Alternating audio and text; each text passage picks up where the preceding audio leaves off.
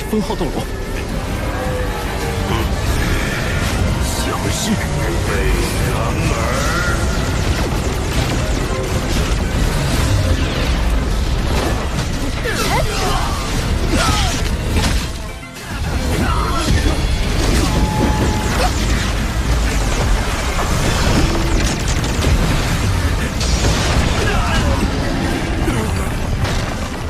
Halo guys, balik lagi bersama 200 North. Gimana kabar kalian semua? Semoga tetap sehat dan baik-baik aja ya guys. Nah, di video kali ini kita bakal lanjut lagi membahas alur cerita Donghua Solen 2 episode 153. Tapi sebelum masuk ke inti pembahasannya, seperti biasa kita recap sedikit episode sebelumnya dulu. Demi mengurangi tekanan perang di garis depan, sekaligus memberikan pukulan besar kepada Kekaisaran Matahari Bulan, Huo Yuhao memimpin 3 legiun elit untuk melancarkan serangan ke wilayah belakang musuh. Bahkan hanya dalam waktu singkat, selain sukses menghancurkan 2 markas militer di dekat perbatasan Gunung Mingdou, Huo Yuhao juga berhasil memimpin pasukan menghancurkan kota Ok, serta merebut banyak material langka dan persediaan makanan milik lawan. Sementara itu, target berikutnya dari Huo Yuhao adalah kota Dongyang demi memberikan serangan yang jauh lebih telak kepada Kekaisaran Matahari Bulan. Jadi, bagaimana kelanjutan dan keseruan alur ceritanya kali ini? Pasti kalian penasaran kan? Kalau begitu, langsung aja siapin posisi ternyaman kalian, karena inilah waktunya kita baku hantam. Kota Dongyang dikenal sebagai kota terbesar yang berada di wilayah utara Kekaisaran Matahari Bulan, sehingga menjadikannya salah satu pusat terpenting dalam operasi peperangan mereka. Terlebih lagi, kota tersebut menyimpan cadangan logistik perang dalam jumlah yang sangat besar. Karena itulah, apabila mereka berhasil merebut kota Dongyang, maka penyerangan pasukan musuh di garis depan sudah pasti akan mengalami hambatan besar. Tepat saat He Chaitao meminta agar mereka segera bergerak sebelum sinyal bahaya dari kota Ok sampai ke kota Dongyang, Huo Yuhao justru meminta semua orang untuk tetap santai. Pasalnya, kali ini dirinya berniat mengubah sedikit strategi penyerangan mereka.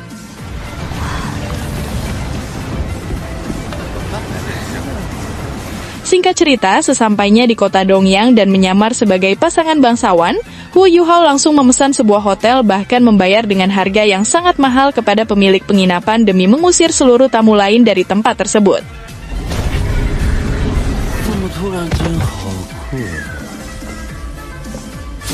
Huo Yuhao kemudian menjelaskan kalau di pusat kota Dongyang terdapat sekitar 30.000 pasukan penjaga, termasuk lebih dari 150 Master Roh.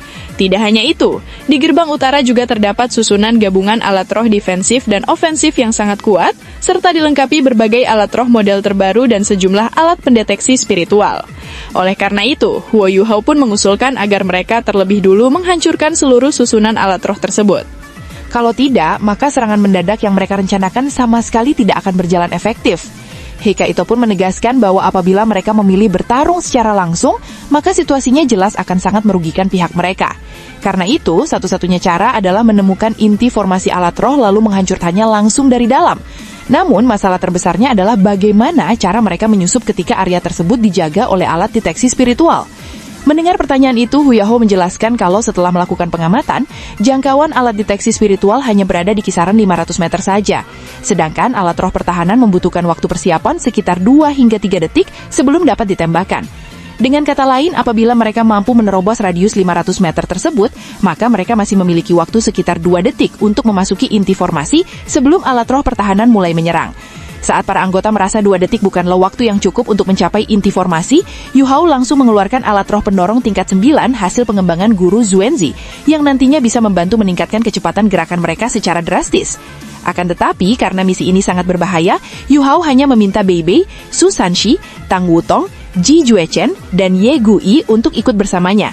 Sedangkan anggota lainnya bertugas memimpin Legiun Tangsek guna memberikan dukungan dari luar formasi ketika operasi dimulai nanti.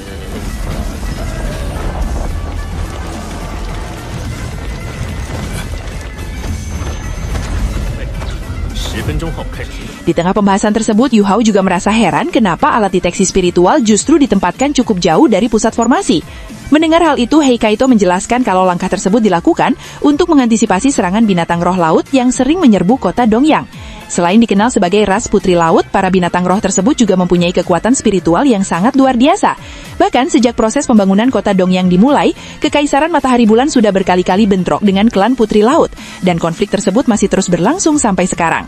Setelah mendengar penjelasan itu dan menyadari bahwa He Kaito sebenarnya adalah mantan putra mahkota Kekaisaran Matahari Bulan, Hu Yaohao sempat bertanya apakah dirinya tidak merasa sakit hati karena harus ikut dalam operasi penyerangan terhadap kerajaannya sendiri.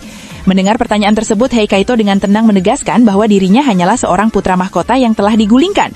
Selama bertahun-tahun ia diasingkan ke Akademi Alat Roh Kekaisaran Matahari Bulan, dan selama masa itu pula dirinya mulai memahami alasan kenapa sang paman memilih melakukan pemberontakan.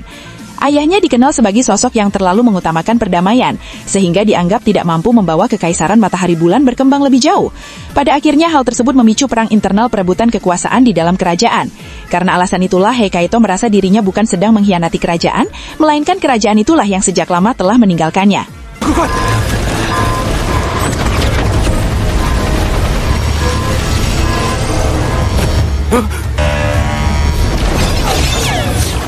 Setelah berhasil menerobos dan memasuki pusat formasi, seluruh anggota langsung bergerak cepat menghancurkan susunan alat roh pertahanan yang ada di dalam area tersebut. Sementara itu, He Kaito memimpin pasukan lainnya untuk menghancurkan seluruh alat roh yang berada di luar formasi. Dan pada akhirnya, terjadilah aksi pembantaian luar biasa di kota Dongyang.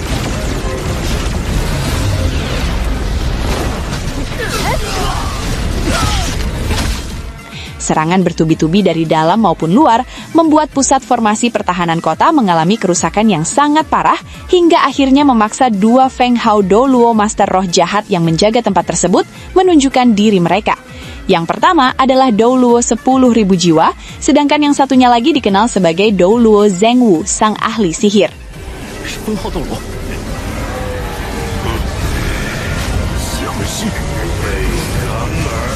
Bukannya merasa takut menghadapi dua Feng Hao Dou Luo sekaligus, Huo Yuhao dan Tang Wutong justru melawan dengan sangat brutal. Bahkan Tang Wutong dengan nekat menghadapi dua Feng Hao Dou Luo seorang diri demi memberikan waktu kepada Huo Yuhao untuk membuka gerbang kematian.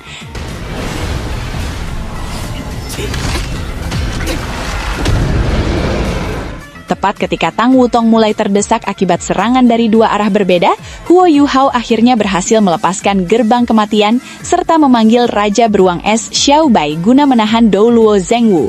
Setelah itu, Yuhao langsung memberikan dukungan kepada Tang Wutong agar mampu melepaskan serangan tebasan tombak naga.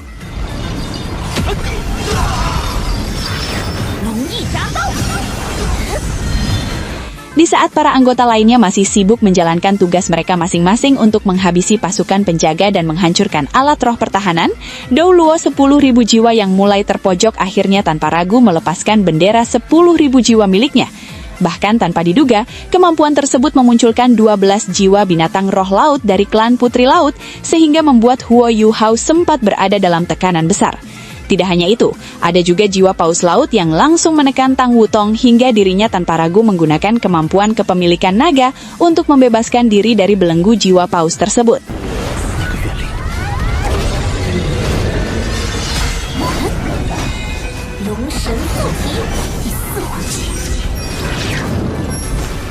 Tepat saat Tang Wutong kembali menargetkan musuhnya menggunakan tombak naga emas, Dou Luo 10.000 jiwa segera melepaskan domain jiwa demi memblokir serangan itu. Namun ketika menyadari Tang Wutong berada dalam bahaya, Huo Yuhao langsung mengaktifkan domain es tanpa batas untuk mengusir pasukan Putri Laut sekaligus menggunakan domain spiritualnya guna menekan Dou Luo 10.000 jiwa.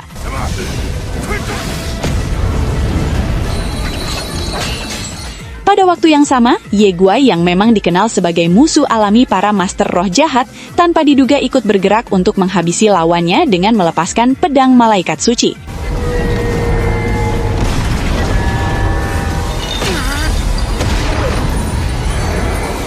Sekali lagi ketika Dou Luo 10.000 jiwa mulai terdesak akibat tekanan kemampuan malaikat suci, Huo Yuhao dan Tang Wutong segera menggunakan fusi roh mereka, yaitu palu kaisar, untuk memberikan tekanan tambahan yang jauh lebih besar.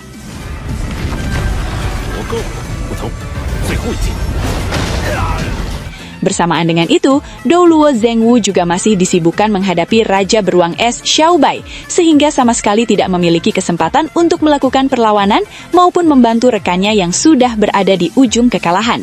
Huo Yuhao kemudian terlihat melepaskan bentuk sejati mata spiritual miliknya untuk semakin melemahkan kedua musuh tersebut.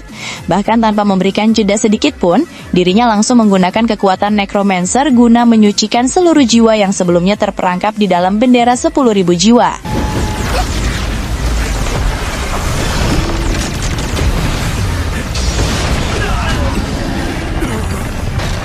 Bersamanya dengan kedua Doulo yang sudah tidak lagi mampu melakukan perlawanan akibat kombinasi serangan dari para anggota Tang Sek, serta terus dibelenggu oleh kekuatan spiritual Huo Yuhao, Ye Guai akhirnya menggunakan tebasan malaikat suci untuk mengakhiri nyawa kedua master roh jahat tersebut.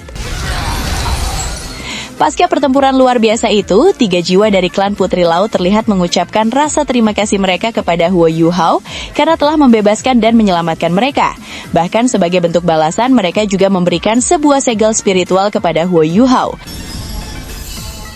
Nah guys, itulah pembahasan alur cerita Donghua Soul Land 2 episode 153 kali ini ya guys. Waduh, pasti makin penasaran kan gimana kelanjutannya? Oke deh, makasih banyak buat teman-teman semua yang udah setia nonton video ini sampai selesai. Duratus North, Ketua Sekte, pamit undur diri dulu. See you and bye-bye!